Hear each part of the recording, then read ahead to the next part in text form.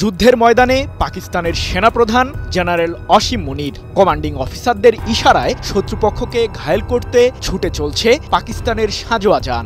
আকাশপথে ভারতকে মোকাবিলায় নিজেদের প্রস্তুতির বিষয়টিরও জানান দিল পাকিস্তানের বিমান বাহিনী। ভারতের বিরুদ্ধে লড়তে সেনাবাহিনীর ইউনিফর্মে ট্যাঙ্কের উপর দাঁড়িয়েই জেনারেল মুনির সামরিক বাহিনীর সদস্যদের দিচ্ছেন বিভিন্ন দিক নির্দেশনা। তার জ্বালাময়ী বক্তব্য শুনেই উপস্থিত সেনা সদস্যরা জিন্দাবাদ জিন্দাবাদ প্রতিধ্বনিতে প্রকম্পিত করে তোলেন যুদ্ধের ময়দান। নিজের বাহিনীকে যুদ্ধে ঝাঁপিয়ে পড়তেই যেন জেনারেল মুনিরের সর্বোচ্চ চেষ্টা। সিন্ধু নদীতে হয় পানি প্রবাহিত হবে নয়তো ভারতীয়দের রক্ত, দিল্লির প্রতি ইঙ্গিত করে পাকিস্তান পিপলস পার্টির চেয়ারম্যান বিলাওয়াল ভুট্টো জারদারি এমন হুঁশিয়ারি দিয়েছেন, যার ফলে ভয়ে কাঁপছে প্রধানমন্ত্রী নরেন্দ্র মোদীর নেতৃত্বাধীন ভারত সরকার। কোথাও শান্তির দেখা নেই। নরেন্দ্র মোদীরা যেদিকেই তাকায় সেদিকেই এখন সাগর শুকায়। তৃষ্ণায় পানি না পেয়ে ছটফট করে দিল্লি। নয়াদিল্লিতে নতুন সুর তুলেও আর লাভ নেই।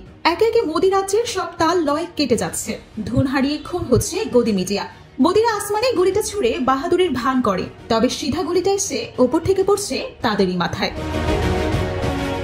নয়াদিল্লি খিল্লি করেও আর পাত্তা পাচ্ছে না, কেউ তাদের আর ধরছে না গোনায়। শুদ্ধ হিন্দু রাষ্ট্রের স্বপ্নে বিভোর মোদী অমিত শাহদের শুধু কেটে যাচ্ছে। তারা কোনো মতেই বুঝতে পারছে না আসল নাটাইটা আসলে কাদের হাতে, কে খেলছে আসল খেলা।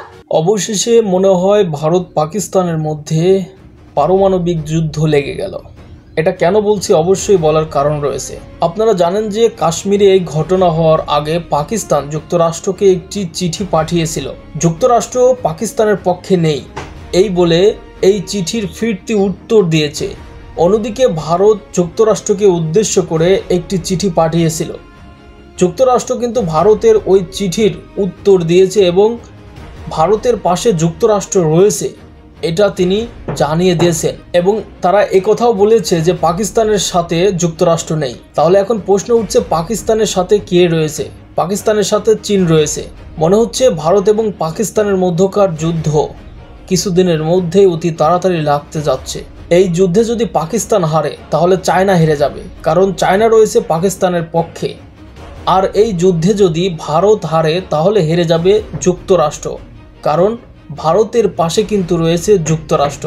এতক্ষণ আপনারা পাশে স্ক্রিনের পর্দায় দুইটি ভিডিও ফুটেজ দেখলেন। চলুন এবারে আরেকটি গুরুত্বপূর্ণ ভিডিও ফুটেজ দেখে আসি। ভারত পাকিস্তান উত্তেজনা বেড়েই চলেছে। সিন্ধু নদের পানি আটকে দেওয়ার ঘোষণার পর পাকিস্তান নিয়েছে যুদ্ধ সাজ।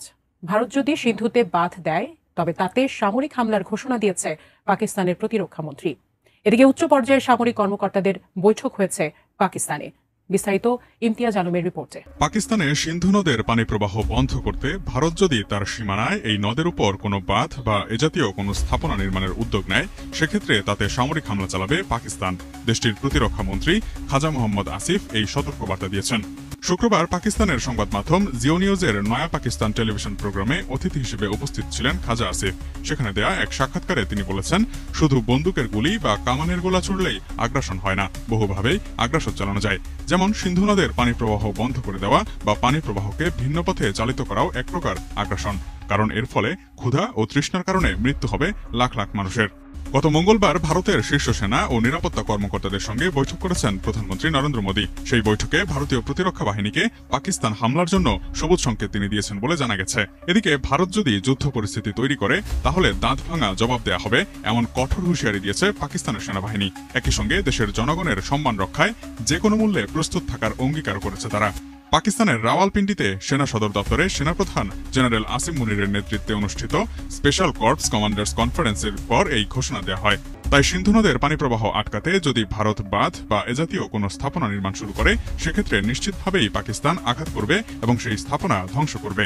তবে আপাতত পাকিস্তান আন্তর্জাতিক বিভিন্ন ফোরামে সিন্ধু পানি বন্টন চুক্তির বিষয়টি নিয়ে আলোচনা করছে এবং নিবিড়ভাবে পরিস্থিতি পর্যবেক্ষণ করছে তার সরকার।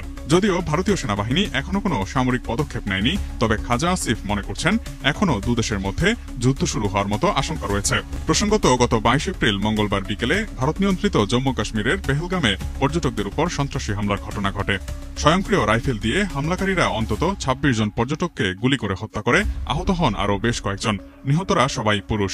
বস্তুত 22 এপ্রিলের হামলা ছিল 2019 সালের পুলওয়ামা হামলার পর জম্মু ও কাশ্মীরে সবচেয়ে বড় প্রাণঘাতী হামলা। ভয়াবহ এই হামলার জন্য সরাসরি পাকিস্তানকে দায়ী করছে ভারত এবং তাৎক্ষণিকভাবে সিন্ধু নদের পানি বন্টন চুক্তি স্থগিত, দূতাবাস থেকে কূটনীতিকদের ফিরিয়ে নেয়া এবং ভারতে অবস্থানরত পাকিস্তানিদের ভিসা বাতিল সহ বিভিন্ন পদক্ষেপ নিয়েছে নয়াদিল্লি। কোথাও শান্তির দেখা নেই। নরেন্দ্র মোদীরা যেদিকেই তাকায় সেদিকেই এখন সাগর শুকায়। তৃষ্ণায় পানি না পেয়ে ছটফট করে দিল্লি। নয়াদিল্লিতে নতুন সুর তুলেও আর লাভ নেই। একে একে মোদী রাজ্যের সব তাল লয় কেটে যাচ্ছে। ধুন হারিয়ে খুন হচ্ছে গদি মিডিয়া। মোদীরা আসমানে গুলিটা ছুড়ে বাহাদুরের ভান করে, তবে সিধা গুলিটা এসে ওপর থেকে পড়ছে তাদেরই মাথায়। নয়াদিল্লি খিল্লি করেও আর পাত্তা পাচ্ছে না, কেউ তাদের আর ধরছে না গোনায়। শুদ্ধ হিন্দু রাষ্ট্রের স্বপ্নে বিভোর মোদী অমিত শাহদের সুতো কেটে যাচ্ছে। তারা কোনো মতেই বুঝতে পারছে না আসল নাটকটা আসলে কাদের হাতে, কে খেলছে আসল খেলা। মাস্টার পরিকল্পনার পরি উড়ে গেছে বহুদূর। কল্পনার করাঘাত এখন দুঃস্বপ্ন হয়ে ফিরছে দিল্লিতে। পিয়াসে ভোগা দিল্লির পাপিয়া এখন বড্ড নিরাশ। কোথাও এখন কিচ্ছুটি নেই। হাহাকার কেবল ভর করে তাদের চোখের তারায়। এবার আরো এক পরাজয়ের সাক্ষী হলো ভারত। বাংলাদেশকে কাবু করতে গিয়ে উল্টো নাকানি চুবানি খেয়ে মোদীর দেশের সীমান্ত রক্ষীরা। বিএসএফ বুঝতে পারছে হাড়ে হাড়ে ফুরিয়ে গেছে তাদের রাজত্ব। ঝংকার শূন্য ঝলসা ঘর, শরাব সুরায় আর জমবে না গাড়ির আসর। বাংলাদেশ আর চলছে না কোনো দিল্লি তাবেদারদের জমিদারির প্রথায়। কেউ আর চলবে না দিল্লির ইশারায়। দূর থেকে তাই রিমোট কন্ট্রোল টিপে কোনো লাভ নেই, বরং হাতের আঙুলগুলোতেই বাড়বি ব্যথা। হাসিনা হারানোর বেদনার ঘোর ভরসায় তারা শুনতে চাইছে চৈতি কোকিলের ডাক, কিন্তু ওয়েটিং ফর গড নাটকের মঞ্চায়নে নিরাশ তারা। গড তো আর আসে না, দিল্লির মুখও আর হাসে না। উচ্চ বেরসিক সময় ভারতকে তার যোগ্য পাওনা জুৎসই করে বুঝিয়ে দিচ্ছে। একে একে তল্পিতল্পা সব কেড়ে নিচ্ছে। সাহসের সৎকার করে দিল্লি কিনছে কেবল শঙ্কার ভয়। বিপরীতে সার্জিক্যাল স্ট্রাইক ফিরছে দুঃস্বপ্ন হয়ে। বালাকোট মনে করাচ্ছে তাদের সামনে চরম দুঃসময়। এবার বিএসএফ এর ইসরায়েল স্টাইলের আগ্রাসনকে লাল কার্ড দেখালো দিনাজপুর। ইটের জবাব দিল আস্ত পাথরে। আর তাতে থেতলে গেল বিএসএফ তথা ভারতের দাম্ভিক মুখ। দিনাজপুরের বিরলে ধর্মজৈন সীমান্তে ঘটনা শুরু। সেখানেই হলো দারুণ শেষ। শুক্রবার দুপুর 12টার দিকে ধর্মজৈন এলাকায় ধান কাটা ও মাড়াইয়ের সময় দুই বাংলাদেশি কৃষককে ধরে নিয়ে গিয়েছিল বিএসএফ। তারপরেই ফুঁসে ওঠে বিরলের মানুষ, তাদের সাথে ফুঁসে ওঠে গোটা বাংলাদেশ। ঘটনার প্রতিবাদে তাৎক্ষণিক দুই ভারতীয় কৃষককে ধরে আনা হয়। কাঙ্ক্ষিত মুহূর্তে জমে ওঠে নাটকের ক্লাইম্যাক্স। দুইয়ের বদলে দুই, ফুটবল ম্যাচের সমতা। গ্যালারিতে টান টান উত্তেজনা। অতিরিক্ত সময় গড়িয়ে টাই ব্রেকারে গড়ায় ম্যাচ। আর তাতেই ঘটে যায় বিরল ঘটনা, ভারতকে চূড়ান্ত রূপে হারায় বাংলাদেশ। আপনাদেরকে অসংখ্য ধন্যবাদ এতক্ষণ পর্যন্ত এই গুরুত্বপূর্ণ নিউজ এপিসোডটি দেখার জন্য। তো দর্শক, যদি এখন ভারত এবং পাকিস্তান যুদ্ধ লেগে যায় তাহলে কার জেতার সম্ভাবনা রয়েছে অবশ্যই আপনারা কমেন্ট করে জানাবেন। আমরা জানি যে পাকিস্তান কিন্তু শীর্ষ 10টি পারমাণবিক অস্ত্রের দিক থেকে যারা এগিয়ে আছে সেসব দেশের মধ্যে কিন্তু পাকিস্তানের নাম রয়েছে এবং 10 নম্বরে কিন্তু রয়েছে ভারত। আপনাদের বিবেকের উপর প্রশ্ন করে আপনারা কি জানেন অবশ্যই এই ভিডিও সম্পর্কে মন্তব্য করে জানাবেন। তো দর্শক, পরিশেষে অবশ্যই আমাদের এই চ্যানেলটি সাবস্ক্রাইব করে পাশে থাকা বেল আইকনটি বাজিয়ে দিবেন পরবর্তী আরও আলোচিত সংবাদ দেখার জন্য। আজকের মতো এখানেই বিদায় নিচ্ছি। সবাই ভালো থাকবেন, সুস্থ থাকবেন। আল্লাহ হাফেজ।